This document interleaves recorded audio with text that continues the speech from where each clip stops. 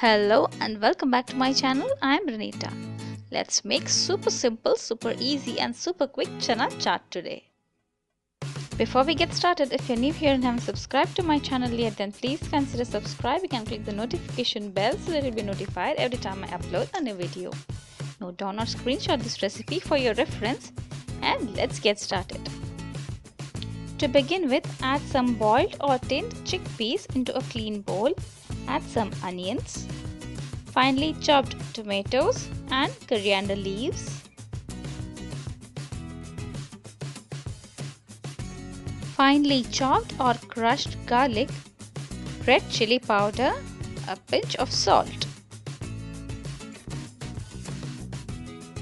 Also add some chaat masala powder and a little bit of lime juice.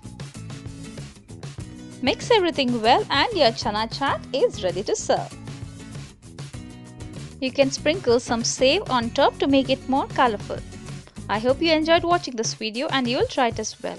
If you've tried any of my recipes, share pictures on Instagram and tag me there. Also, don't forget to follow me on all my social medias, to which links are provided in the description box below. Thanks a lot for subscribing and sharing. Thanks for watching.